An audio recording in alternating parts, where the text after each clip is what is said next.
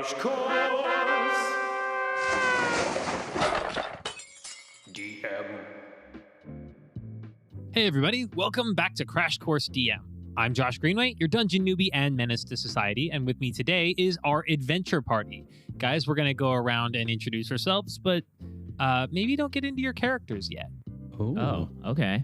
Then I will go first. My name is Daniel Locke, and I have nothing else to say because I am just my character. My name is Kyle Kane, and I am also nothing without my character. I am Shay Ingram, and my character is nothing without me. Honestly accurate. Wow. I'm not allowed to share my character, so I don't know who I am. Honestly, right? Someone told me my name was Chris, but I don't know anymore. It's actually Mike. Oh, okay. Good to know. Well, guys, before we get into what we're doing today, I'm going to set some of my goals up front. Today, I really want to focus on pacing, as you all kind of have an idea of from the tee up to the adventure. There's going to be a time limit. We're going to try out just a fuck ton of magical stuff. I'm going to try to be flexible in terms of what happens while adhering to the reality of whatever we get into. I want to build stuff out with you guys instead of me doing a lot of the scene painting, so we have places we can go, and I'm going to be leaning more on some of you for that as we get into this. Also, this last one's mostly fun for me. Today, I want to be a fair adjudicator, but I want you to know that I am definitely trying to kill you all in this mountain. Oh, okay. Oh. Shoot. So I should have taken more magical items. Okay. Well then. And I'm going to kick it over to past Josh, who's going to share the briefing that I recorded earlier, and then we'll get into this. It's a very special one-shot episode. Today's episode takes place a long time before the Brunch Force campaign. I've been really interested in trying an escape-style adventure where everybody just has to get out or die, and also trying out a chase scene. So I actually wrote this one-shot for the group because I wanted to try these things out in a magical facility that's going full-on 3 Mile Island, and they have to get out before it goes boom. I thought it would be fun to have an opportunity to play with some high-grade magical items without fear of making a mess for ourselves in our longer running campaign. I know that some of the players have mentioned actually wanting to do more with magic items too, and so I think it'll be fun for everybody in both directions. There'll be some fun magical items, some funny magical traps. That being said, I really hope I haven't broken my own adventure with some of these items. Pacing is going to be very, very crucial in this because if they don't leave in time, well, they die, and we're shtick heavy, so that'll be a thing.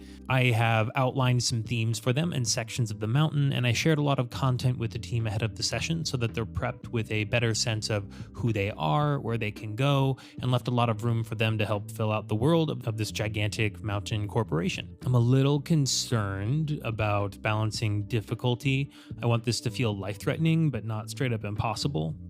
I'm also worried that they're going to find some way to bypass the disaster entirely and shortcut out of there. Like maybe there's some hole in this that I didn't catch. I was looking at character sheets, and I'm really worried about Chris's character has a +10 to perception, and I don't know what he's going to do with that. So I'm just intimidated. So we're using the 2024 D&D rule set and going to try to keep track of the fairly minor new changes while we're playing the session.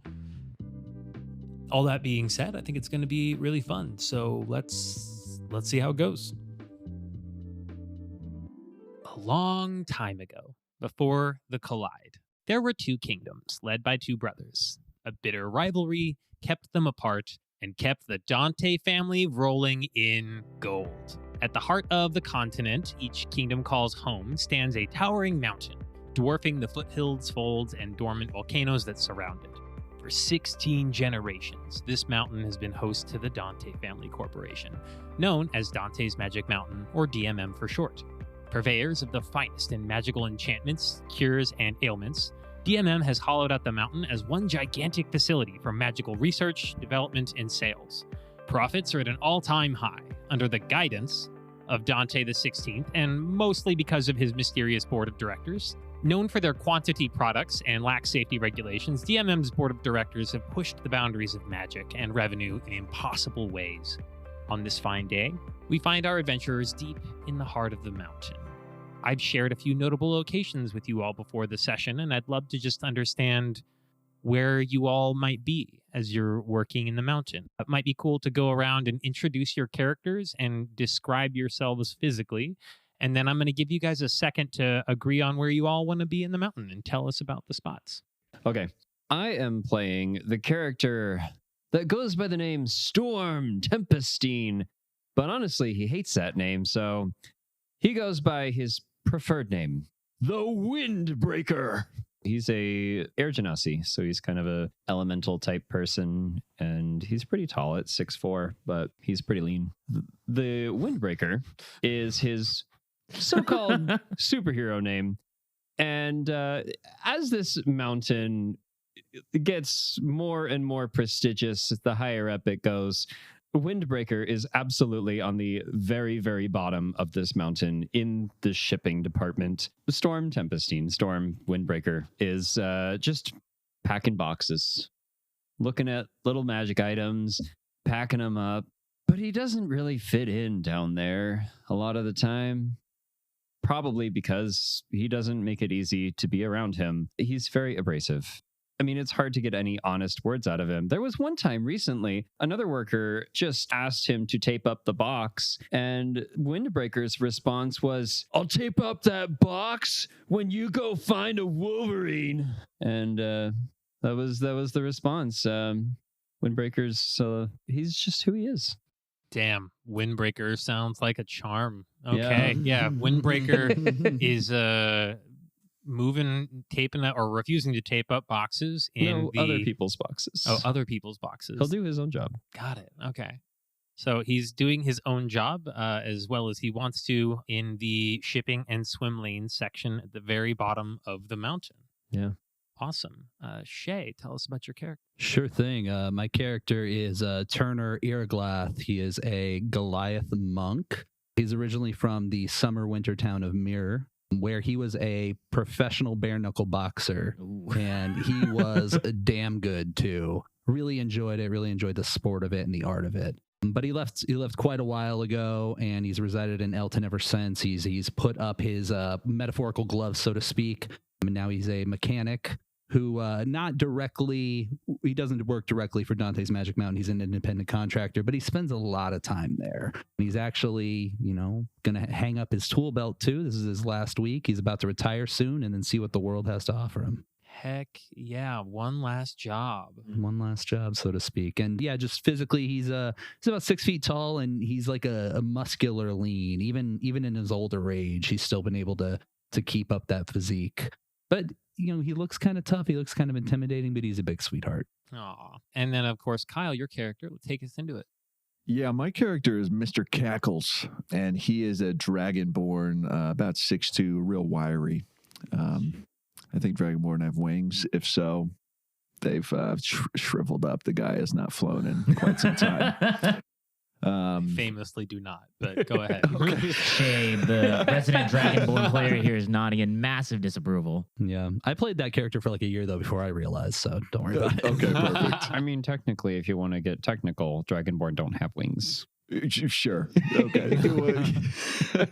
Generationally, they withered away a long time ago. Yeah. They just, it's like a tailbone. They just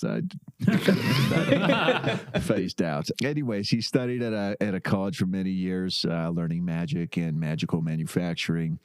And he's had some spotty job history, been chased out of towns. He leaves small fires and product recalls everywhere he goes. And so he's finally landed after seeing an ad in the local, well, it's not a newspaper. What is it? A news scroll. He saw a job posting for the Magical Mishaps division. And this is his chance. He's made mistakes all his life. And here is a job where the job is to make mistakes. It's actually a safety position, and he misread that. Oh, my God. But he lied in the interview, and he has made it and been hired. Today is his third day on the job. The first 2 days were a new magical employee orientation, watching videos of the CEO, give speeches, make all these promises, and he's just walked into the reception area to start his third day. And where is he from again? Older? Oh, Yoldor. Yeah. Yoldor. He never did get the pronunciation down. Yeah. last and certainly not least, we have Daniel, your character. Yeah, my name is Daniel Locke, and today I'll be playing Dante the 16th, the human sorcerer CEO. He is a 6 foot tall, 6'2", blonde hair, blue eyed, decently fit built, dressed in a beautiful black and white robe. And on it, he has the medallion of the Golden Lady, which, as all good merchant families, worship for the benefit of commerce. Recently, outside of doing his day-to-day CEO jobs of sending out inspirational Friday messages and quotes to his team and signing paperwork without looking and making the odd acquisitions of companies going down only to make them burn even faster, he has found a new show he's been very into called Undercover Leader. So as part of a campaign to raise morale within the group and find out what's going on deep within the Magic Mountain, he will be going undercover as the dwarf Rangus Copperbeard, the artificer in the Armorer Division. So the very tall, blonde-haired, blue-eyed CEO of the company is playing a dwarf named Rangus Copperbeard. Yes. So please tell us about the way he is disguising himself. So he has put on a beard that is orange that doesn't match his hair. All right. And it's tied in a braid. On top of that, in order to kind of gain like the height difference, he's kind of like bent down a bit with his knees to try to make the height, but it's hurting his back, so he like kind of gets out of it quite often. So he's kind of hunched over when he remembers he's supposed to be a dwarf and then pops back. He also remembers the Dwarvish. He knows the Dwarvish language and the Gnomish language, but he gets them confused. So when he talks to people, he'll flip-flop between them on accident because he doesn't really understand anything other than like, why can't everyone just speak common? I don't get it. What's going on here? Fantastic. I absolutely cannot wait for this. We talked about this a little bit, but let's dig again a little into where everybody is. So we've got at the reception area, we have Mr. Cackles walking in for the day. And then in the shipping area that's actually behind the reception, we have in the warehouses where we have Storm, the Windbreaker. And then Turner is currently in the Forgery. He's looking at a heating element that's been giving the factory some trouble recently. Awesome. Okay. And where's the CEO? Rangus Copperbeard is also in the Forgery. He's just walked in, slapped on that new name tag, some fresh safety gear that he believes people should be wearing, which nobody does. And he's looking around, a little bit confused with his invisible Seer Stone crew, just kind of hovering around. And he's walking around trying to gauge what everyone's up to. Awesome. Okay, so let's roll for initiative. Ooh. 16 plus 2, 18. Daniel. 12, Shay. 14, Kyle. 20, Chris. Ooh. You mean Mike? Mike, sorry. Forgot who it was for a second. Up first in the initiative, we have Chris's character, the Windbreaker. Take us through what the Windbreaker is up to right now. Storm is taking a much needed break, sitting on a chair. He tends to like hold 2 scimitars, and then he's gotten pretty good at them. And during the day, on like a normal basis, he'll pull out his scimitars and he'll just start practicing his cool fighting moves in the middle of the floor, just basically trying to impress everyone. And he'll like do flips and he'll call out, "Ha! Ha!" like just really, really loud and over the top. Watch it, man. He's probably doing some of that right now. A couple interesting flourishes. He's including a little bit of like lightning damage on one of his sword throws, and it definitely burns somebody's pants. Yeah, it's right as one of your coworkers, a gnome woman named Stabberly Markharmer. Oh my God. Comes moving from around a corner, and you singe the edge of one of her pant legs really bad. She's like, "Hey, watch it, man. What are you doing? You watch it. You got in the way. Are you just flinging swords around at work? What's wrong with you? Why don't you?" Nobody else is. That's against all the safety code violations. Are those even magical swords? Are those from what's that brand on those? Actually, I wrote my own book of magical safety regulations, and it's much better. Here, read it. What? I'm carrying boxes. Can you not hand me a book right now? Fine, I guess you don't want to read it. No, nobody wants to read your weird made up rules. Well, then you just go on about your business and let me do mine. And she goes to step past you. And as you have your little altercation, we flip over, whoosh, up several floors through the mountain facility.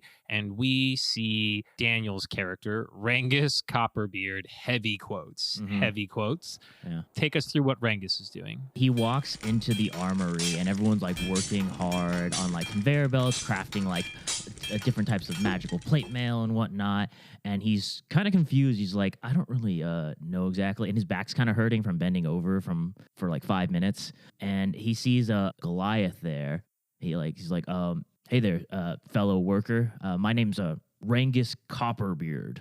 How's your work day going? And Turner's not actually looking right now. He's in this like giant metal heating element, which is really just like a big metal cylinder, and inside there's like a magical flame that's running. And so he's kind of like got his head in there and he's poking around and he's not really looking.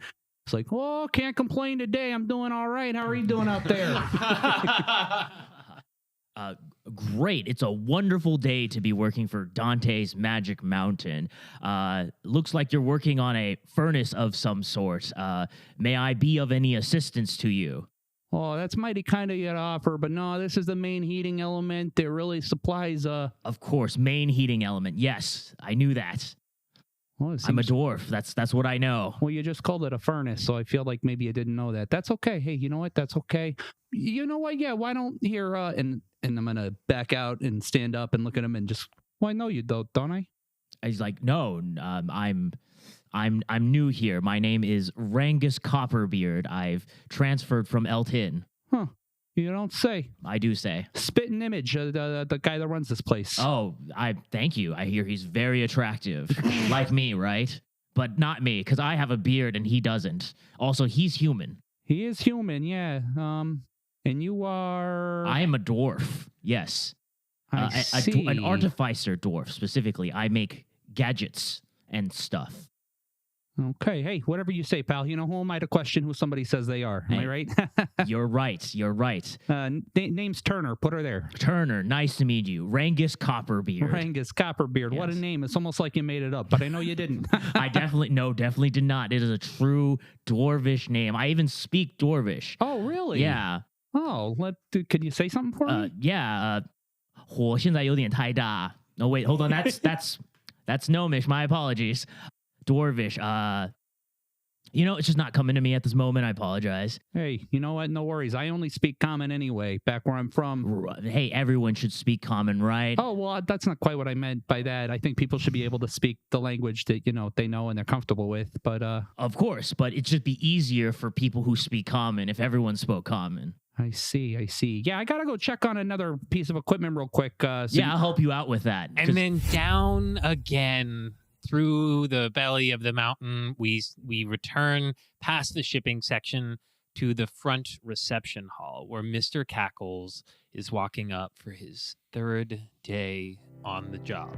Walking fast with my head held high. I've got a self-help book. It's called Polymorph Your Projects. Oh my God. How to hit targets like a magic missile. Yeah! Oh, whoa. And I blaze past and I flash my little scroll at the security desk and I just am bustling and hustling. They kind of wave you in. Both of the receptionists recognize you because you spent a lot of time there on the first day making sure you were in the right place. And and you bound around a corner and you almost run directly into a tall elf woman who is looking frantic and really worried. And she's like, oh, excuse me. Hi. Sorry. Can I help you?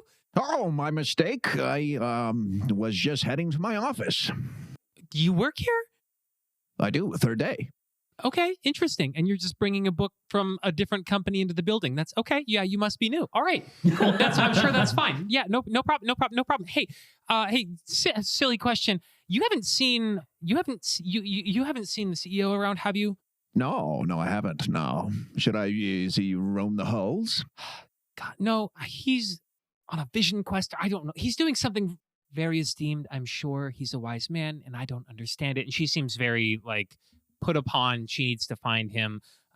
We've been waiting on a visitor to show up, and he got here early. So if you see him, or if you see a very tall dwarf, just a impossibly tall dwarf anywhere, can you please tell him that Vesivio is looking for him? I'm his personal assistant. He'll know exactly what you mean. Cut to Dante juggling a bunch of power crystals. Like, ooh, very interesting.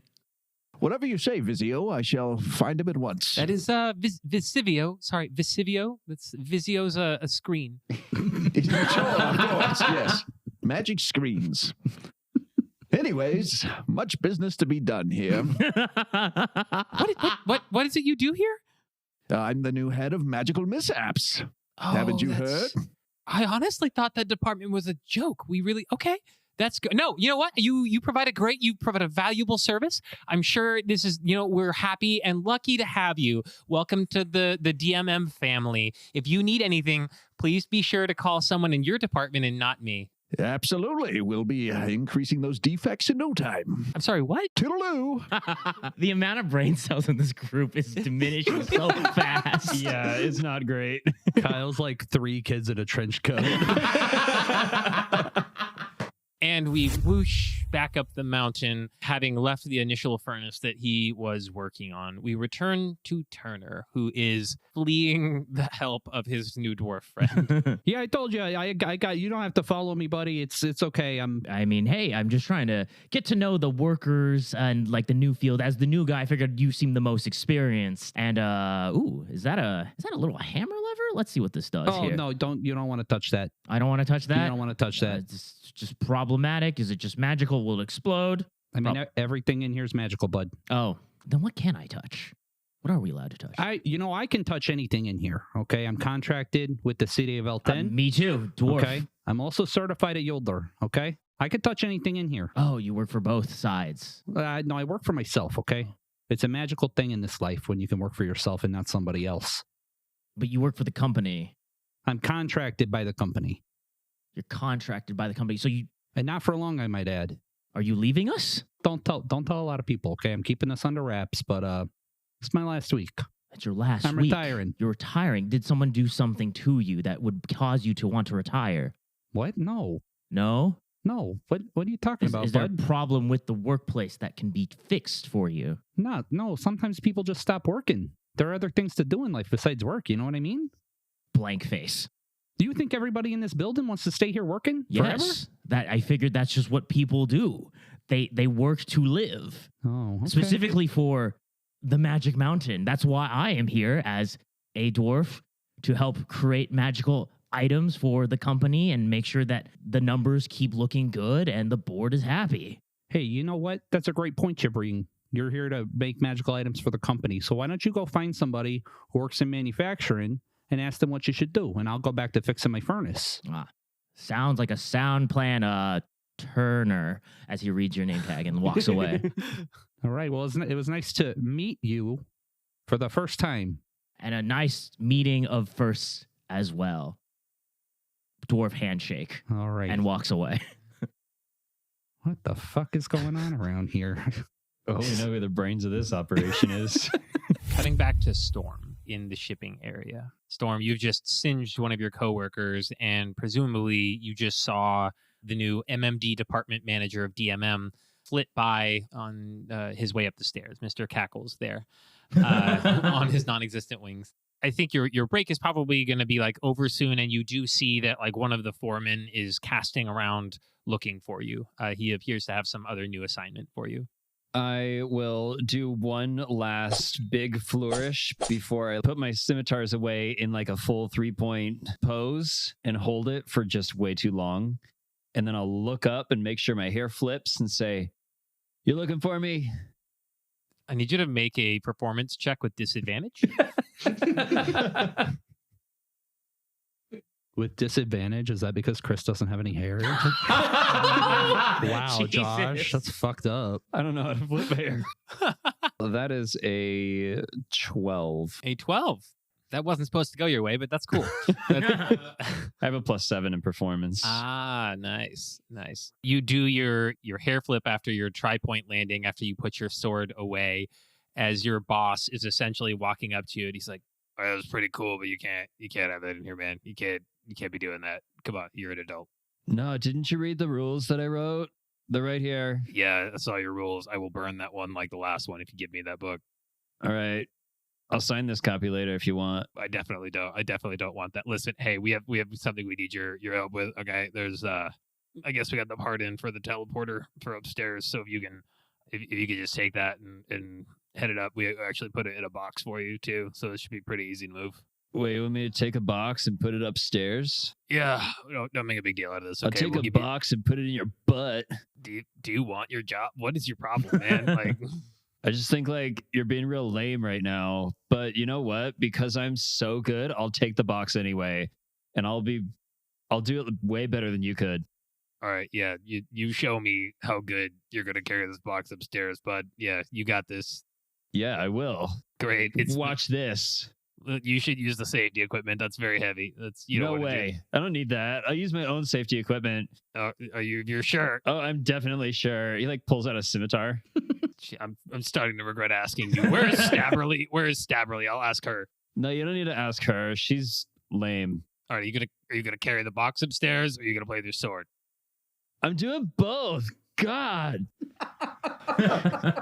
You're really testing me today, man. Give okay, me the box. Dude. All right, loser. All right. Here's the box, and he leads you over to it's a little bit wider than your shoulder width, so you kind of have to really it's awkward to carry. It's not heavy, but it's very big. Okay, well he's definitely not putting the scimitar away at this point. He's not giving into that, so he's gonna try to pick up the box with the scimitar out to show that he can do it.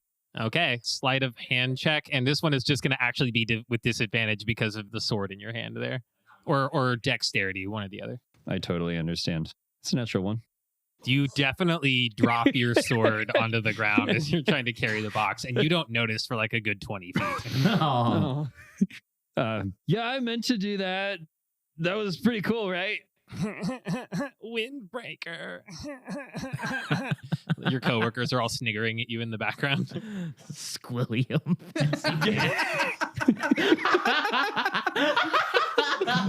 Classic Windbreaker. Yeah, you guys will all be laughing when I come in here and break all your wind. No, that's gross. He goes back and he sets down the box, puts his scimitar away, picks it back up, and starts walking a little faster.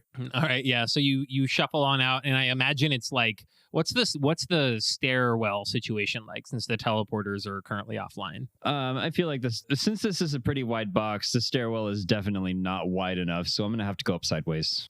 Yeah, you go up sideways. Mr. Cackles is long gone too. He's made it up to wherever he is going by this point. You shuffle on up the stairs, and we cut back to the CEO. Dante the 16th has found an empty part of the stairwell where he's talking one-on-one with one of the invisible recorders. So today I learned that everything in the forgery department is magical, which makes it quite dangerous and tough to handle. I very appreciate our workers for putting in that dedication to be in such an environment. It was a bit distraught to hear that some workers are not planning to stick with company until they die, and even into undeath. That was a new understanding that I have to bridge between me and the workers, so they feel that they can keep working with us even after their life has passed. The camera just sort of like nods for a second. Is my beard okay? And he like adjusts his beard while inside the stairwell heading up to R&D. And he's like, okay, let me stretch out my back a little bit, do a bit of yoga, and then standing treant or whatever, and get going. And I think at this point, as you're in the stairs giving your talking head, Mr. Cackles actually walks like into the shot. Oh, good day. Ah, yes. Hello there. You're a stupid little dwarf. Yes, I am a stoopy little dwarf. Thank you for noticing. My name is Rangus Copperbeard. A pleasure to meet you, Of sir. course it is. Yes, Vizio is looking for a dwarf downstairs. Keep an eye out if you see one. Ah, yes. Thank you very much, Mr. Cackles, for Said telling a me. Tall dwarf, but you're quite stoopy. Yes, I've drank my milk growing up. That's Wait all. a second. Your beard color is different from your main hair. Ah, yes. I use just for dwarf. That's why. Of course. Yes. A great line of products. Yes, wonderful. Yes, we produce them here in-house. Do you? Yes, as part of our magical alignment. I should like to see the manufacturing vats. They are down in the Forgery and R&D department, right in between, floating. Are you heading that way? Yes, I'm heading there now. I can show you, and then I can go find Vizio later. Perfect. So you go to the Just for Dwarves dyeing vats together. And we check in with, I was going to call you Ignatius, and that's definitely not your character Ooh. name. Sorry. So yeah, we are going to check in with Turner. Turner's heading to the vaults. He's actually looking for like an old blueprint because when he was in the heating element earlier, he noticed there was a shaft that he had never seen before. So he wants to go see if he can find out more about that. Is there a specific area that you're going into? Just taking the stairwell. Okay, so you're just in the stairwell going up. All right, yeah. You were in the forgery before, so you were heading up, and these two headed down from a similar spot. So yeah, you're headed up the stairs, and you get to the vault area. And the thing about the vaults is they're fairly high up in the mountain, so it does take a little while to get there. And they are a series of like essentially pie chunks that are cut out and have subsections within them, and clients of DMM, as we all know, can sort of book a vault or have projects stored there, or they can come to, like the vaults are often used for some of the higher end items that can be commissioned, or spells or potions and things like that, and they'll use it as a pickup point. So it's a fairly common place to see very important clients, as well as it's a fairly high security area. So you have clearance, obviously, because you've done repairs in the area before, so you don't really have a problem getting by. But as you get up there, you do see that there is a contingent of guards that appear to be from the city of Elton based on their outfits, and they're all kind of fretting out by the front desk, and you see the receptionist up there, and he is not at all interested in letting them in. Hey, seems to be the problem over here.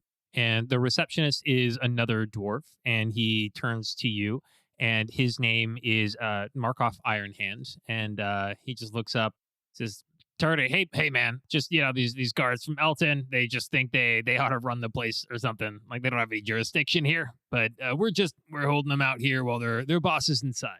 Okay. I understand. Just, hey, I'm around. Let me know if they give you any problems, okay? I've seen these guys back home. Maybe I talk to them, maybe I just diffuse the situation a little bit. Oh, thanks. I'll let you know if we need your help, Turner. You're a good guy. Think we could take these nerds. Hey, we sure could, I might have to break out the old fists like in the old days. Careful there. Hey. You're going up on retirement soon, right? You don't want to crack those beauties? Hey, maybe that's what retirement is, maybe it's reigniting the things I used to love in my youth. Ah, that's beautiful. I love that. Oh, thanks. Hey, I got a question for you. Shoot. And not to imply all dwarfs know each other or anything, but you seen this Rangus Copperbeard roaming around the Okay, right? It's the guy, right? Yeah, it's sure. It's Dante, right? Absolutely. Who does he think he's fooling? Have you heard him try to speak Dwarvish? Well, he tried, and I'm pretty sure it's Gnomish, right? He said it was Gnomish. Yeah, I'd take his word for it, but I don't think any Gnomish I've ever heard of. I mean, I never heard any Gnomish, so but yeah. It's almost embarrassing. He was in here earlier trying to ask us about how one recepts. Oh gosh. Yeah, it's this pretty poor wild. Guy. What's his deal? Why is he doing this? I honestly think he might be lonely. Like I did get that feeling. Yeah, I did. I'm gonna be honest. I almost invited him back to my house for dinner. I didn't think he had anything else going on, and I felt bad for the guy. I mean, don't feel too bad for him. His office is like the top half of the mountain, so. Oh, that's true. He is the bigwig around here. It's weird. It's a weird situation. I wish I kind of understood why he was doing this too. And did you see him like talking to the wall every once in a while, like he's on a rendezvous scroll? Oh yeah, I saw that too. I mean, the guy's losing his marbles for sure. I'm almost worried about him. Yeah, well, he's got a lot of money, so I'm sure he'll be fine. That's true. They say money buys all the best help. So hey, it buys me. Hey, Hey, that's right. All right. Hey, I'd love for this to all be chit chat, but I am actually here on business. I got to get into the. I gotcha. And he waves ya. a little pass and lets you, like, one of the vault doors slide open, and you're able to pass in. And you step into one of the long hallways, and you know the area. There's a bunch of like high security vaults all left and right. One of them is a storage area, and there are a few of them that you have access to. As you're walking down the hallway, you see in one of the offshoots, you do hear a little bit of a loud commotion, and you see what appears to be a scaly green tail flickering outside of one of the vaults, and it appears to belong to somebody standing just in the doorway of the vault, yelling at somebody inside. You can't quite make it out yet, but you can kind of hear it from down the hallway. I'd like to go stand closer to that vault. As you approach closer, the tail continues to whip back and forth, and you do hear a voice growling in the vault, yelling at somebody else. Just like, I don't really care if you don't think it's ready yet. We have to have it, and things are running a little ahead of schedule. So get it, or we're going to have a problem. And there's a male voice that is yelling at someone in the room that's not making a whole lot of noise. You can't make out the response, but he seems to be even more infuriated. Like, I'm tired of your excuses. We need the ring so we can go. I'd like to approach them.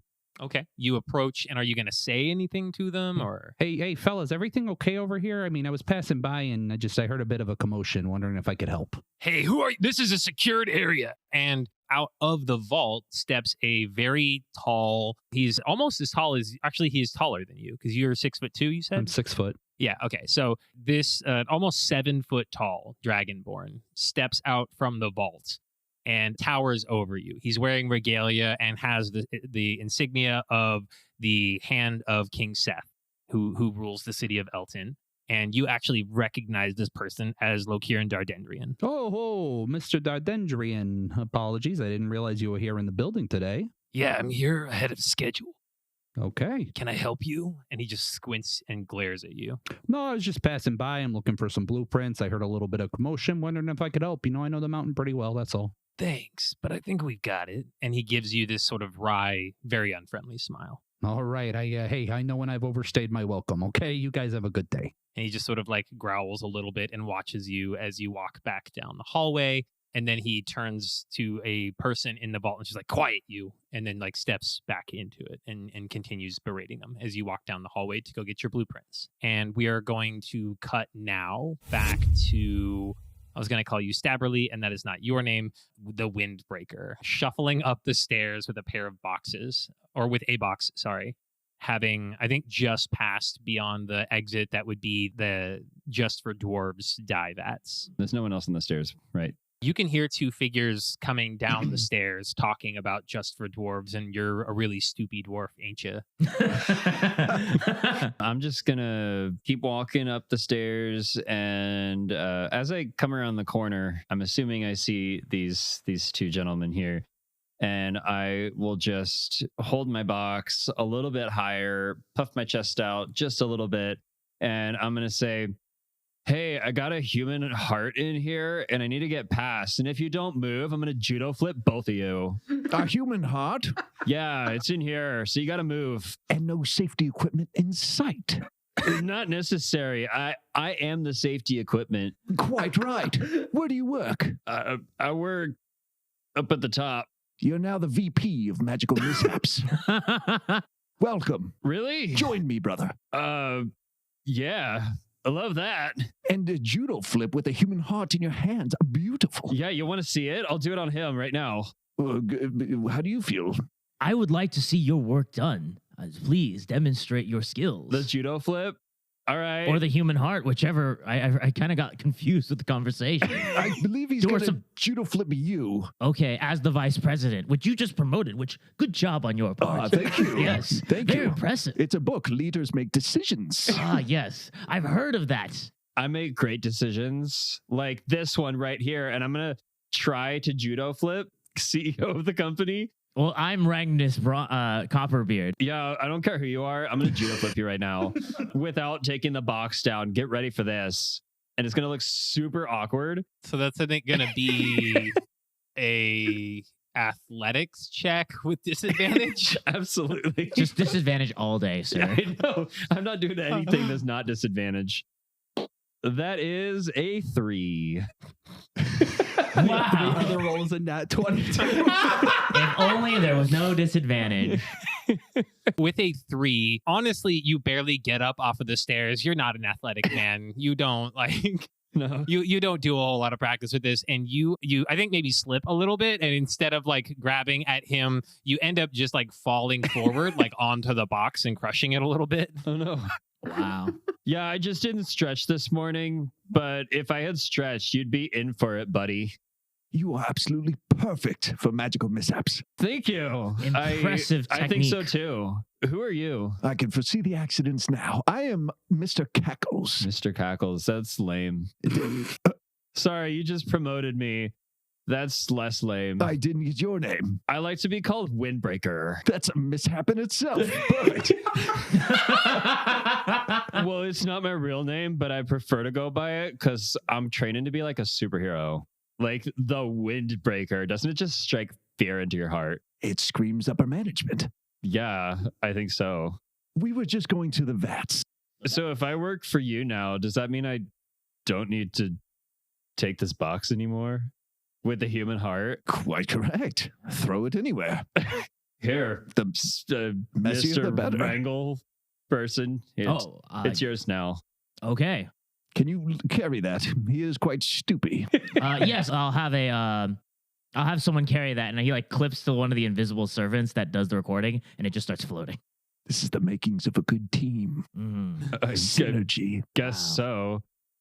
But yeah, you're definitely going to want someone on your team that can judo flip. So you're real lucky you hired me. I am. I've seen no other judo flips on the factory floor. Yeah. Maybe later I'll show you my cool sword tricks. I would love to see that. Seems like we're bonding here today as a team. At this point, Basidio has finally managed to track down Rengus by just asking people if they have seen a stoopy dwarf. And We've been in the stairwell for a good like 2 hours. yeah. She comes running up exhausted, like, oh, sir, Dante, Ragnus. Yes, that is I, the dwarf. She just looks over at the other 3, like, what is this guy's problem? This is And it's- Vizio, the one I was mentioning. Ah, yes, Vizio. Right, I forgot Basidio, you know me, sir. Yep. It's just your name tag. It's hard to read backwards. Oh, okay, right, sir. Listen, I know you're Would you busy rather with... get a name tag with like eagles on it? That'd be pretty cool. I can make you one. Oh, he can make My name tags. God. Good promotion to been be. fun. 5 minutes to and like he's eagles firing carrying a ideas. sword and like flying Beautiful. through clouds. loving the you can see like a vein is like popping in her forehead, and she's just like loving the synergy. This is so great.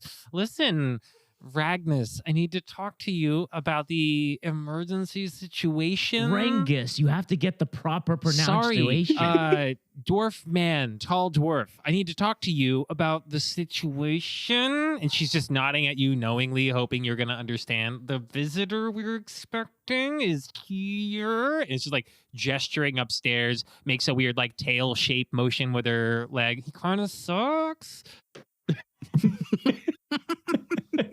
The player is just giving himself a history check. He's just like, I'm the stoopy dwarf. I think you're looking for another taller dwarf somewhere else. Okay, look, Dante, we're not doing this anymore. And she just starts to grab at your beard, so it pulls away from your face. You listen to me, okay? Pulls out another beard. And this one's black. She throws it down. Okay, that's great. We have an unscheduled visitor. The guy from Elton is here. Oh, snap. So, The king in the guy or vaults- the other guy? No, the terrible one. The Dragonborn guy, the tall green one. The one that I told that like his wife slept with someone in Yuldur when we were at the Kingdom Ball. Yeah, you two had a great, super fun interaction last time you saw him. That guy's here Ah, 3 days early. And he's insisting to see the ring. well then, I think this is a perfect opportunity for Mr. Cackles and the new VP of Magical Mishaps to address the situation. I'm sorry, what? Yes, he was just promoted by Mr. Cackles. You're looking at vice president now. Correct. Okay, you just started here today, right? This Mr. is Cackles, is it? Day 3, Vizio. I didn't sit through 2 days of videos for nothing. She just does the like theater kid like scene face where she like pulls her hand down in front of her. She's like, okay, this is gonna be fine. This is gonna be great. Awesome. Great. You all take care of that, and I'm gonna go take care of something else. And you see her like starting to pull out a piece of paper that says resume at the top as she's like walking down the stairs. Yes. Okay. He's in the vaults. Yes. So we must head to the vaults to deal with a possible mishap from a weird, not at all my fault bender from a few months back. So let us be off. Bender, a mishap on the first week. I smell bonus. Wow, like money's cool. And as they are chit-chatting your way up the stairs, let's pivot back to Turner. Let's turn things back to Turner. Has he found the blueprint? What's he doing in the vaults? Interestingly enough, he hasn't. He's looking for it, but it's not where it should be. And he's just, well, this is the darndest thing. I swear, the last time I needed it, it was right here.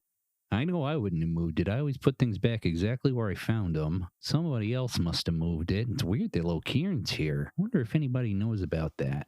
Maybe I don't say anything. You know, it's my last week here. Am I really going to have to deal with it after today? As you're thinking to yourself, one of the speaking stones mounted to the ceiling of the vault just starts to emit a very soft chime. And you hear a very gentle voice say, Intruder alert. Intruder alert. Incident in the core. Intruder alert. Oh, the core. Oh, that's not good at all. Oh, I'm just going to hightail it out of there. Head to the core. okay, so yeah, you book it out and you do see the vault is now empty. You can you don't see anybody in the doorway of the other vault as you're coming out. As a matter of fact, it's closed. And as you're leaving, you do see the other guard at the front is kind of looking concerned, or not the guard, the receptionist at the front is looking really concerned, like, oh God, what's happened? And the Elton guards are also looking confused. They're still there for some reason. They're all looking around like, what do we do? What do we do? I don't know. I didn't get paid for this. I have no idea. And they're all kind of like milling about, unsure as you're exiting out. So you're going to head to the core. That runs sort of top to bottom of the full facility. So you head to, I think, probably the nearest access point for it, and you're going to go head into the core.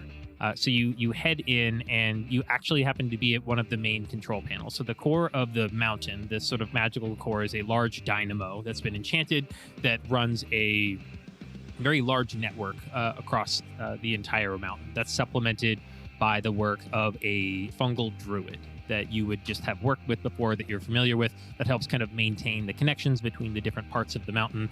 But the sort of main source of power of everything here, and what keeps a lot of the systems stable and operating, is this main dynamo. And so you run in, and you do see the dynamo still spinning, humming. There's what does it look like? Tell us about the core. Oh, the dynamo. It's really one of the most beautiful things I ever seen. You ever done like one of those kaleidoscope things? You put it up to your eyes and you look through it, and it's just like colors and shapes. Yeah, it's kind of like that. It's a bit abstract in that way. And rumor says that no two people that look at it see the same thing. Ooh, I love that. There's no way to verify, though, right? Because you can't see through somebody else's eyes.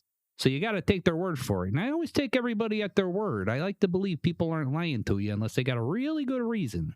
Like the CEO that was pretending to be a dwarf. Or they're crazy. And so you stumble upon this kaleidoscope dynamo, and in front of it, you do see like a robed figure that is standing in front of the dynamo, and they have a bag in their hand, and you're probably about 100 feet away from them.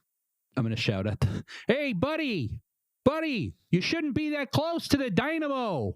And they sort of quickly turn back and see you. They're shrouded in the light. They're sort of backlit by the light coming off of the dynamo, so you can't really see their face under the hood or anything like that, but you do see them drop the bag. And then you see them melt into the floor. What the heck? And as you think that, another figure almost melts out of the air above where the bag was dropped. And you see them throw something black up into the air and then also melt away. And so you see a bag on the floor, and you see a black dot falling down to the ground right above the bag. Oh, gosh. I want to try to run over and grab the bag before that black dot hits the ground. It's actually just not going to be physically possible. What's your sprint speed? Or what's your run speed? 60 feet probably. Well, he's a monk, so he could technically key dash. Well, my walking speed's 45. How would I find my sprint? It would be double that. Oh, then 90. 90. You will just fall short of trying to Oh. make it. So as you go sprinting forward, I will say you'll get halfway there, because what happens is the little black dot falls into the bag and it instantly implodes on itself right next to the core, and a gate to the astral plane tears open and rips a part of the core apart into it and immediately closes again. And you start to hear very loud klaxon sirens going off, red emergency lights are flashing everywhere, and that voice is considerably less chill now. It just says, Core critical. This is bad. This is a problem. Somebody do something. This is really bad. and then things start to power down, and you see the lights starting to flicker out. And the last thing that you hear is like, System critical failure. and you start to see lights flashing and bubbling and emanating from core as you recognize this thing is about to overload and explode, and there is absolutely no way of saving it. Oh, geez. Well, that's definitely not good. I better go find somebody and tell them. I'm gonna try to go find Dante. You book it outside. You go to find Dante. The klaxon sirens are going off everywhere, every floor now. You see people starting to flood out. Outside of the core itself, there's some emergency power on still. So as soon as you leave the room, there's still like lighting so people can get through the area and stuff like that. But you do see employees looking worried, and they're all either going up the stairs or down the stairs depending on their security clearance. Like, what do we do? I have no idea what's happening. And so you're going to head, I think, downstairs from where you are to where you would have known that Dante is. Let's cut back to our other party here. You are all having just left Vesivio. You've been walking up the stairs for a minute, and you do hear the alarm klaxons going off. You didn't get the intruder alert. That was only on the vault floor, but you did hear the bit about the core going critical and or hear the klaxons and see the lights. Oh, good. I was starting to think this was the wrong job for me. Heard that sound many times. Ooh, Mr. Cackles, it's a wonderful time for you to demonstrate your skills in magical mishap management. Sure. Bring me to the critical machinery and I'll do my work. Oh, hey, conveniently to our right, it's the door to the core, and it opens up, and I just see Turner running into me. Yeah, I run right into Dante. Oh, good. Hey, I was looking for you. And then one of the invisible servants falls off the edge, and you're like, oh. Oh, what a... Hey, listen. Look, I know you're trying to do this whole thing. I can't feed in your delusion, Dante. I know it's you, all right? Dante? Gets the cats out of the bag. That's right. I, Rangus Copperbeard, the dwarf artificer, has actually been your CEO, Dante the 16th, and he removes his beard. A fearless visionary. I know. Thank you. I was mesmerized by the past 2 days of employee orientation. Your leadership. Beautiful. Thank you. I was trying to get more down to earth within the levels of the individual workers here to really connect and create a healthy work environment for the future. Just in the background. Yeah, I know it's not nice to interrupt, but we kind of got a thing going on here. Real quick, hey, Windbreaker, good to see you. Hope your superhero thing's going okay. Yeah, thanks, Turner. It's going great, honestly. Like, I think I'm going to go save some people tonight. And he just got promoted to VP. Oh, hey, good for you, kid. That's great. You new guy, I don't know you. I'm Turner. Nice to meet you. Mr. Cackles. Oh, good. Yes. Okay, great. Hey, we got a big problem. Yes, I heard. I heard one of the emissaries, Lokiran, is here at the vault. You knew that, and you were just standing around in the Well, I just heard about it from Vizio a few seconds ago. You heard about it from Vizio? Yeah, Vizio. Has Vizio ever relayed information that wasn't urgent? To me earlier today, yes. Really? Yeah, I stopped in, said something but I didn't care for it. That seems to track so far. So 2 urgent things. So I would say no, only urgent things from Vizio. Right. Yes. So Vesivio. Right. God, it's so hard to read those elven names. You really should trust the people that work for you. But listen, hey, we got a big problem, okay? I don't know how much you know. I saw Lokiran up in the vaults. Yes. He was yelling at some guy about a ring. I don't know nothing about that. That's early. It's early. You were expecting him. Not today. And he like pulls out a little planner and he just like... There's like a lot of Rift disc in the planner too on the schedule. Yes. Anyways, not today. I think we should just like go up to this Lokiran guy, and you know what? I'm going to pull out my swords and just show him what's what. I'd like to see that actually. And he's gonna be Windbreaker. That so would be- impressed. He's gonna love that. Well, hold on, Windbreaker. What I've learned today is I need to listen more to the workers below me about urgent things. And you had something urgent to say to me today, Turner. What was that? No, today, by right now, the dynamo's exploded. It's crashing in on itself. Well, that's it's not bad. good. I can't fix this, and I can fix almost anything in this place. Yeah, that's why we hired you. And hey, I don't like to complain, but I think I'm getting too old for this shit. Yes! I need you to step in and do what a CEO does and tell somebody else to do it. Okay, I will do just that. Mr. Cackles, I need you to do your job. That's why I'm here, sir. Sometimes you've got to crawl with the scum to fly like the eagles. Let's go Perfect. with the scum. I'm sorry, who's the scum in this? The non-management, the factory Well, I'm worker. an independent contractor. I don't technically work for the company, so Excuse me. Sometimes you've got to run with the rodents before you can fly with the eagles. Surely you identify with the rodent. Beautifully analogized. Thank you, sir. Yes, thank you. It was in your video. Oh, perfect. Yes. I knew I've heard it from Part somewhere. of employee appreciation, I Yes. believe. Yes, There's a small explosion from behind the door of the core. You know what? Rats can run pretty good, but like not as good as me. You want to see? yeah, Windbreaker, show us how fast you can run to the core. I wonder, does he break wind when he runs? He just takes off. Are you taking off are you opening the door back to the control core? Sure. Okay, as you take off into the control core, you open the door and you are greeted with a massive wall of fire. Everything in there is on fire. The core itself is emitting a very, very, very bright white light. The entire room is just lit by it. Like you see fire from that, and there is no power in there. I'm not going to run into that. So I'm going to stop and say, like, I could if it wasn't on fire, but it would have been real cool. You really missed out, honestly. But I guess we got this now. And also around all of you, just employees are continuing to evacuate. Like people are leaving like left and right. I think they probably got the right idea. I think we probably want to follow them. Well, I think we should still meet with Lokir, and I think they were still in the vault last I heard, right? I think a good sync meeting would be good to align before we move forward. So I'm just going to tell you what I saw. I saw him in the vault. Then I went in the vault. I was looking for blueprints, which I couldn't find, by the way. That's real sloppy organization, Dante. I don't know who's taking care of that now, but you got to get Cynthia back. She knew how to keep that place tidy, okay? Cynthia, right. Is that the one I'll that... tell Vesivio later. Don't worry about okay, it. cool, But anyway, when I came out, Lokirn wasn't there. I don't know where he was. I did see a shadowy cloaked figure near the dynamo, though. Near the dynamo. And he melted into the floor. I know, darndest thing. You wouldn't think it could happen, but he did. He melted into the floor. Another figure appeared above him, and then a black dot fell into the bag, and a boom. Ooh, I think that might have been one of our problems. Maybe he took like a bag of holding and threw a portable hole in there and then caused an explosion. Anyways, molten core's gone. Everyone's running away. Have you heard on a sinking ship, rats will run in the right direction to escape? This guy yes. is rat metaphors. Let What me- the hell? Out of the robe, I whip out my familiar. This is- Yes. Did you not haven't watched that video yet about whipping it out of his robe on the third day? I skipped that part. This is Gerb the gerbil. Now, I know he's not a rat. He may not be a rat, but perhaps the same principle applies. Genius. I knew we hired you for Shall something. we let him lead the way? Yes, let us follow the gerbil. I drop Gerb. Okay, Just off the edge of the staircase. you drop Gerb onto the stairs. Okay.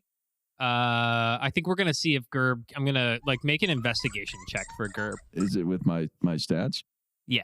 Okay. 24. Ooh. Wow. As you put Gerb down, he sniffs the air, waits, and hears the klaxon saying, Core critical. Please evacuate. Emergency alert. Core critical. Evacuate. and immediately walks over to a sign on the wall that has emergency exit instructions and points at it.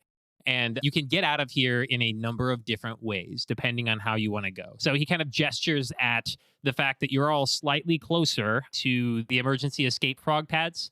But you can also, if you can find a way to make yourself down to the swim lanes, that would be a thing.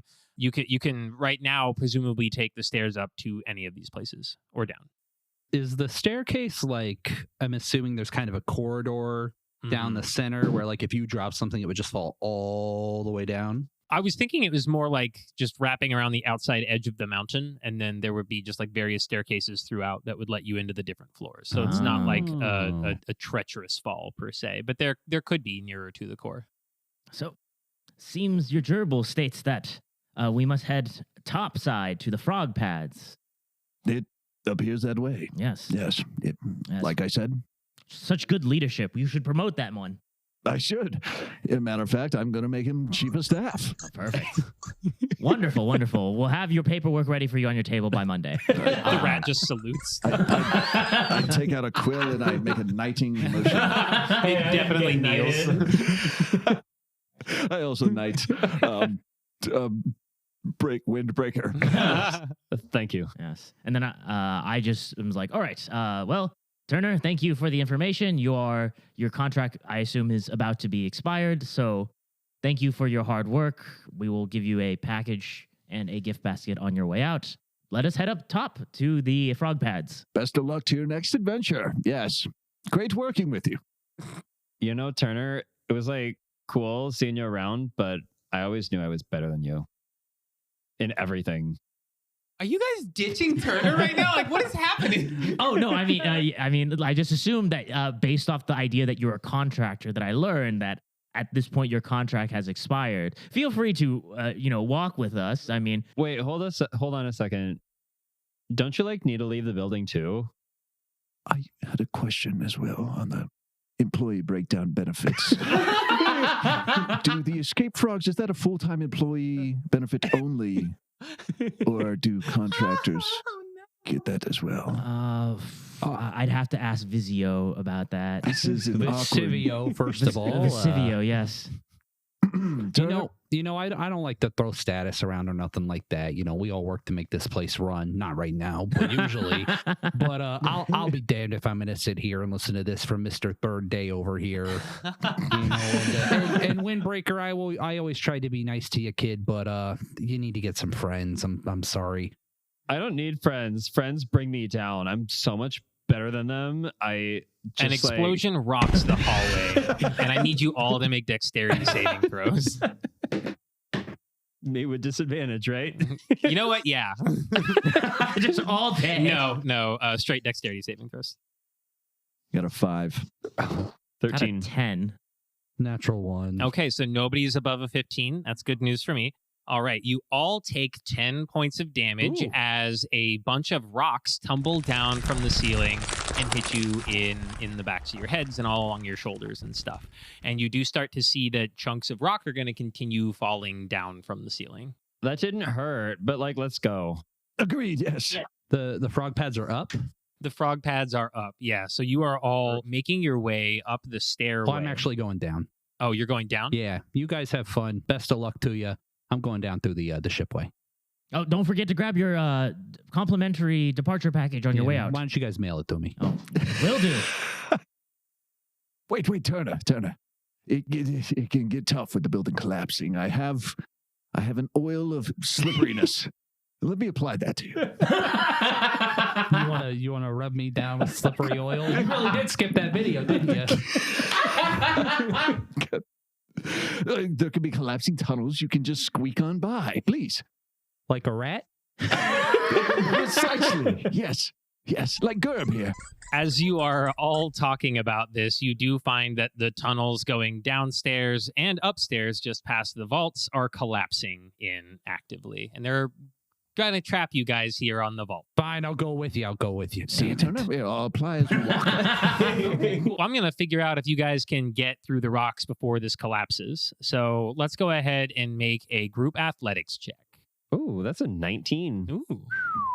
Natural 20. Whoa. It's another natural 1. Natural 20! Wow. Take that. Executive leadership. Let's go. Yeah, there you go. Leadership powers. Turner is a little slow on the uptake because he's still not sure about having to go hang out with these people, and almost gets trampled in some of the rocks, but you all manage to grab him at the last second and pull him through, and you do make it through before you are trapped on the vault floor. It was the oil. Turns out I am too old for this shit.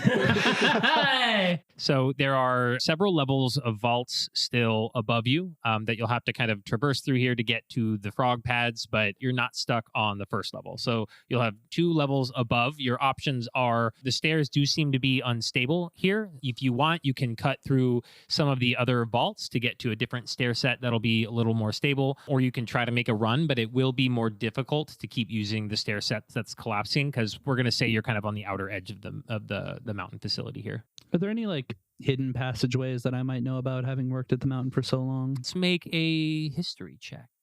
11. An 11. Hold on. Yeah, I'll guidance you and give you an extra D6. Oh. That is a 16 then.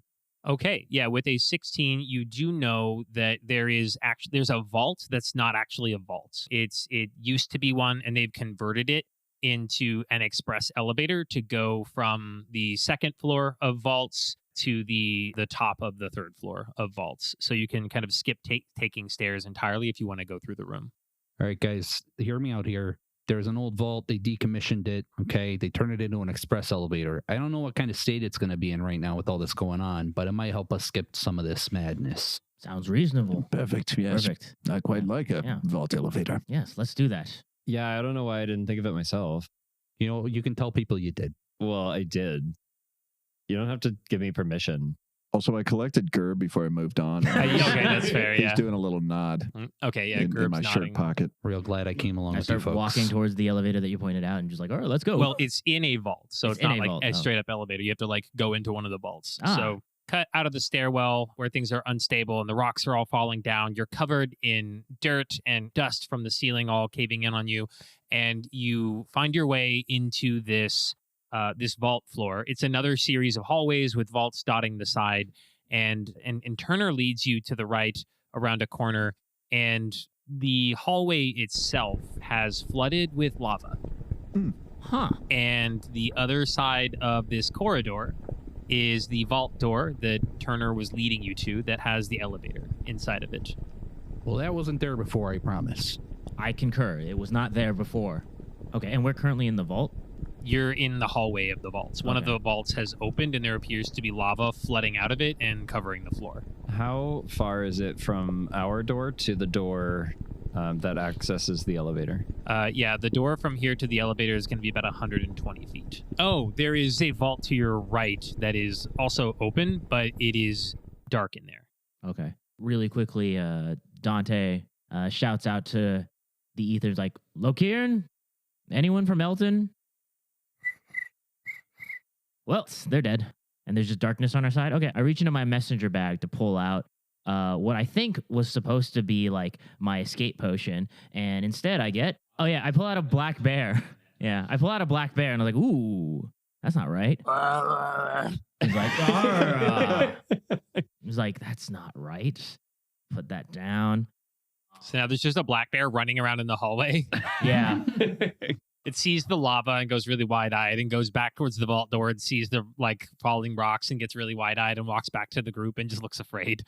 Well, that wasn't helpful at all. Is there like any surface in that vault where we'd be able to stand, or is it just all lava? You can see that there appear to be some like floating stone tables that have not or not floating, but they like the lava is not big, like high enough that it's stopped or covered the tables yet, and they seem to be resisting the burning so far. I'd like to use a cantrip, and I just want to see what happens. I'm going to cast Sorceress Burst, and I'm going to do some cold damage and shoot it at the lava and see what happens. Does it freeze up, make like kind of like Breath of the Wild, like make an ice block? Ooh, yeah, you definitely are able to like cool a chunk of it. Like to the point where if you wanted to, you could like jump to the table in the other room. It would be in jumping distance. Cool. And that's in the vault that the lava is coming from, but it does get you Yeah. also far like a portion of the way into down the hall. Yeah, and it's a cantrip, so I can just like just cast it across. So like Like Frozone. Yeah. yeah, literally. So it's not going to stay. It's not Right. going to stay frozen. So you can Right. maybe get yourself across, but you're not going to be able to like cast across for everybody.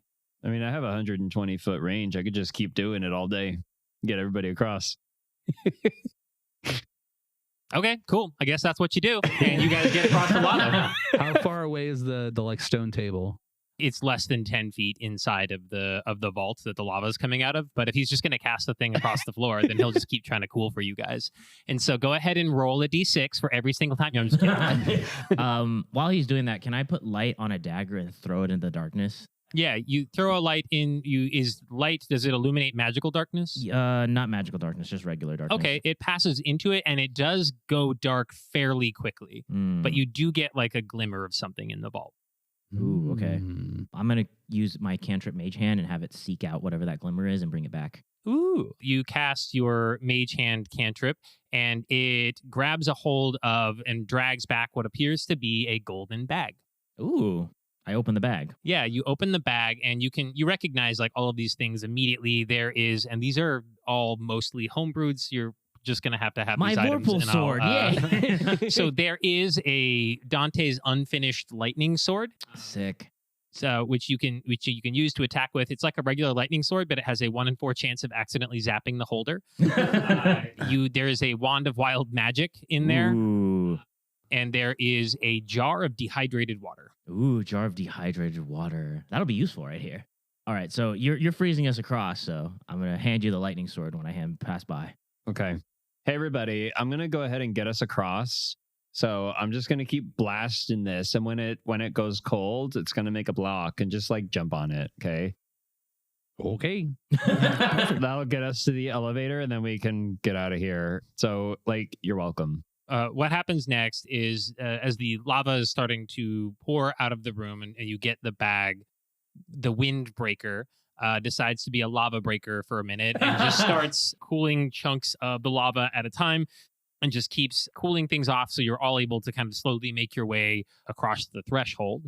In terms of the speed of getting to do this, because it's not like a super long way, but you're going to have to be casting and like avoiding the lava as you go. So this probably takes you several minutes in order to be able to get across all of the lava.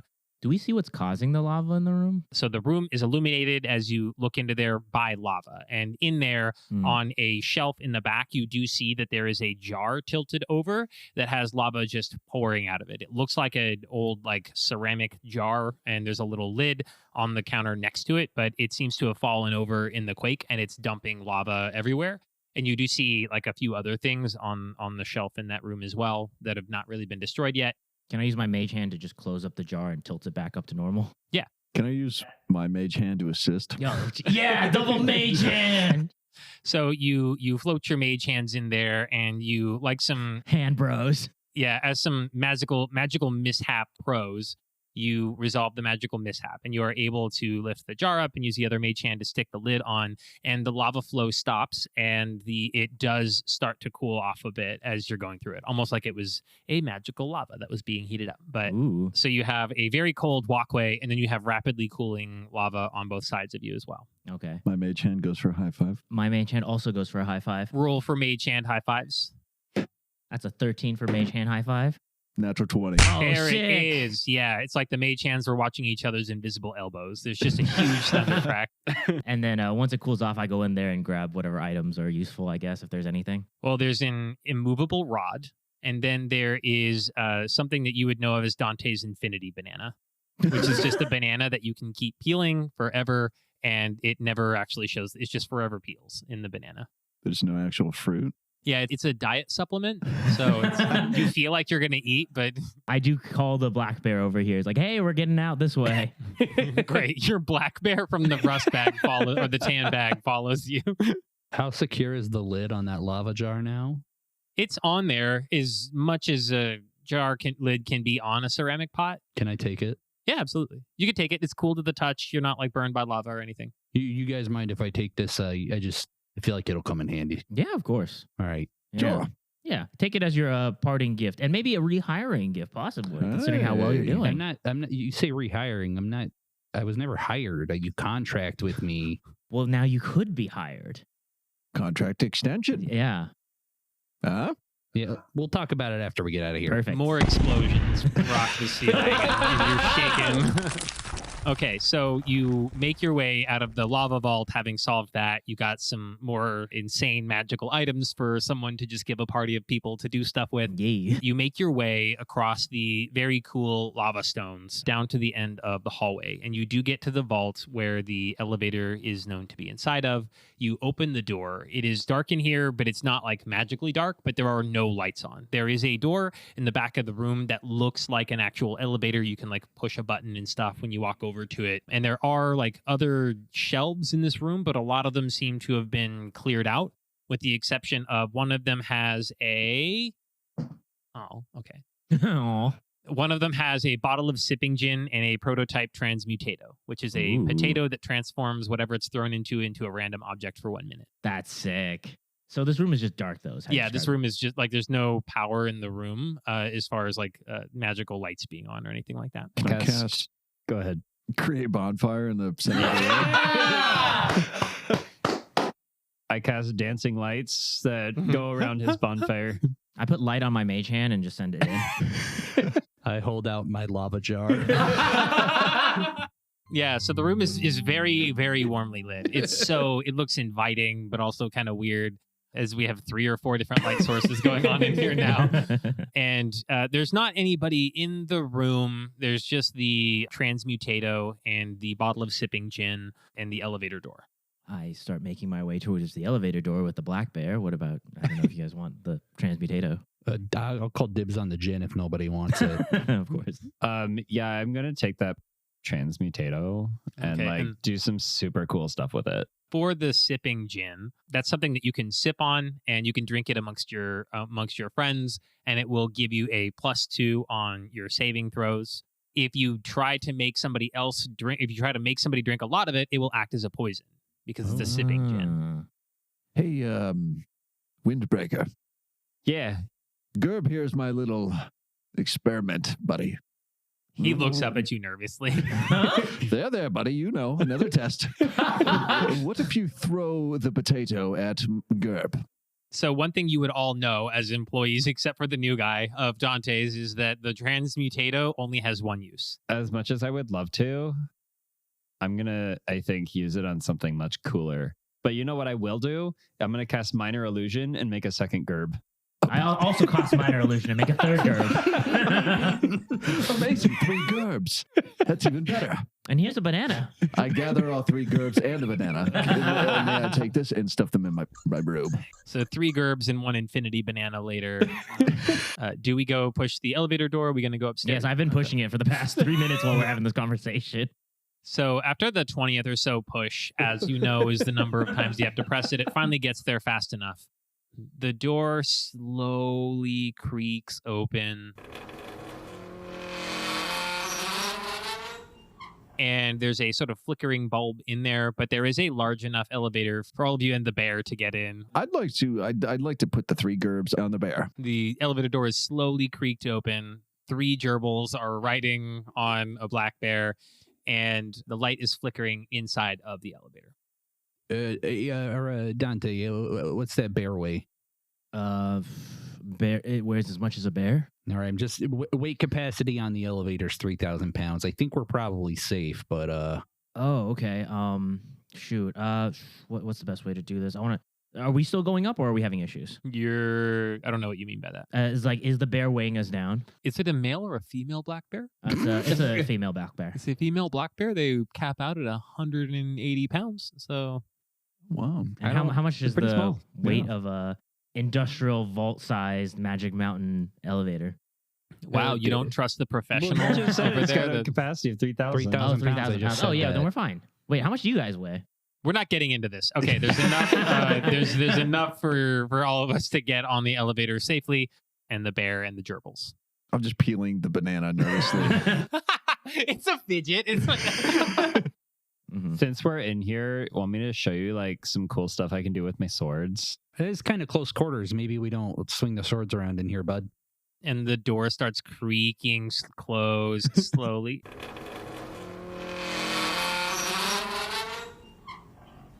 Are you sure? Because it's like really cool. Tell you what, we get out of here and we'll go out one afternoon. You can show me all your fancy little sword tricks. But right now, hey, how about we have a sip of this gin? How about that? Are you old enough to drink, Windbreaker? Yeah, of course. Hold on. As the CEO, we do legally have to check everyone before we drink, just to make sure we're legally allowed to drink. The one official act. Wait, what? It's one of our code of conducts. We had an issue like a few years back. Well, you shouldn't be drinking Sure. at work anyway. Why is that a rule? Happy hours in team synergy. I don't have time to run case Mr. studies. Cackles got All right, this. you know See? what? You're right. I don't know why I'm arguing with this. Here, everybody take a sip. You know what? I'm just gonna do whatever I want. Give me the gin. Just a little bit. Don't overdo it, kid. Watch me. How much of this are you gonna drink, man? What are you doing? He's gonna pretend like he's chugging it, but actually take just a sip. Make a deception check. Yes. Insight. Good luck. You don't think the CEO is gonna notice? It's not- That's a 17. With your modifier? Yeah, I have a +10. I got Yeah. a roll Oh. at 7. Oh, yeah. Oh, there's a chance. It's a 7. Yeah, it appears, for all intents and purposes, like the Windbreaker has fucking chugged a good chunk of the sipping gin, and nobody noticed that a lot of it just like fell onto his clothing off to the side. Jeez, kid, take it easy. Oh, gosh, that's not good for you. No one tells me what to do. I do what I want. All right, tough guy. Sorry. Well, sorry, you two. There's a little bit left. Help yourselves. I'm going to take my portion and like have it poured in my hands and then offer it to the 3 gerbs. Aw. 2 of them are illusions, to be fair, so they're not actually going to drink anything. So they all 3 go to drink, but you only see the movements on the mouths coming from one of them, and it takes a few sips out of it. There, gerb. Boss man, Drinking with the coworkers. Wow. don't overthink this. Oh, We got no other choice right now. okay. What do you say, Dante? I bottoms up, and I sip it out of your hand with the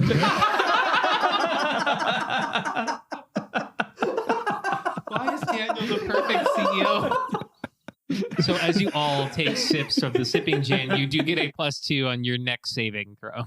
Oh, good. And we'll even say Gerb gets a +2 on this saving throw.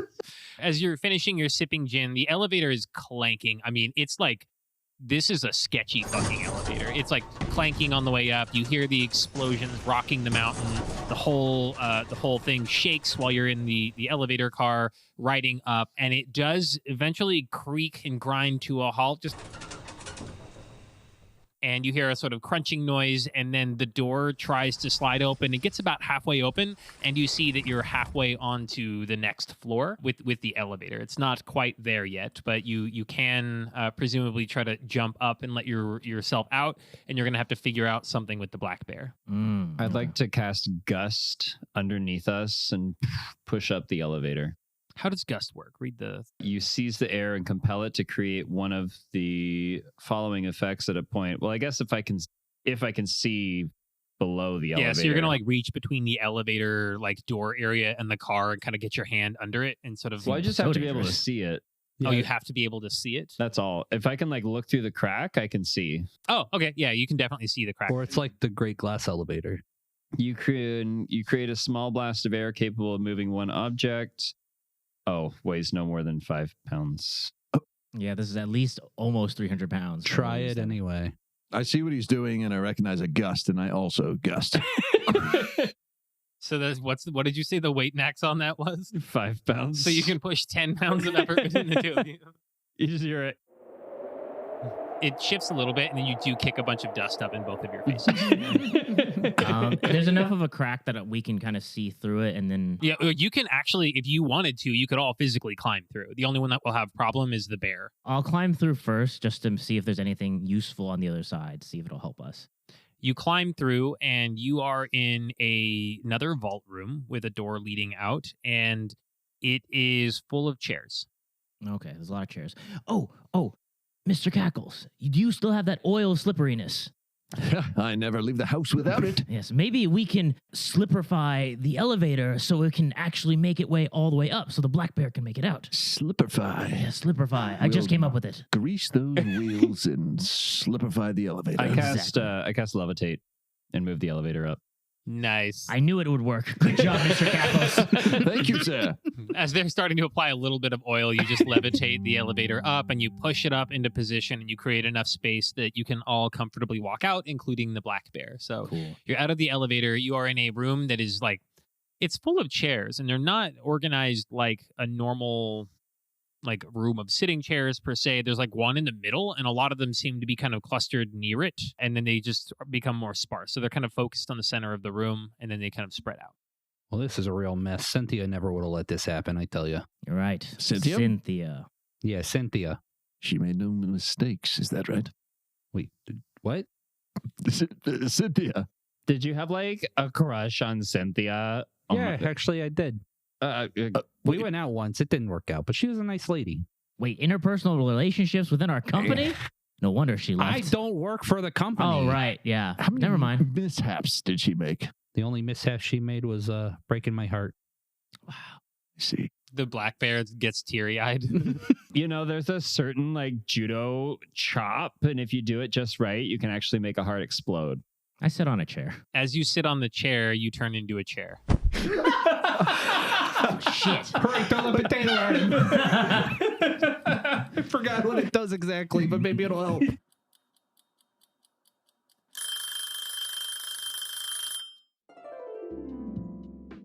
And that's going to be it for this episode. We're going to pick up mid-session next time. So let's debrief you and I real quick and crush some hearts and wishes from podcast Josh here. Big hearts for them grabbing onto magical items as we went and already using some of them, like the sipping gin is a nice little boon. I wish I'd made physical cards for the objects so that they just have things on hand and know what's available to them. A really big heart that Daniel is playing the CEO of the company. Amazing. And then Kyle's character, Mr. Cackles, promoting people on his third day of work. I love it. It was a fun direction to take with Chris's character. I did think that Shay's guy was just going to leave everybody behind and take the stairs down. And I wish I had not stepped. Like, I feel like, especially listening back on it, like I stepped on that a bit unintentionally, but still, I wish I had not created the pressure to just leave the hallway and maybe just let them figure it out. But I was trying to move the story along. I really enjoyed the undercover boss bit. That was really fun. And Chris giving his own character disadvantage because of how he was moving the boxes. Another really funny bit. I wish that the mountain disaster had happened sooner in the session. Meeting up with everybody up front was fun, but not really crucial to the story. And we probably could have just started at the core going critical and just had that be the cutscene at the start. Oh, yeah. See, they could have described their days and then told me how they made their way to be in the core before an event happened.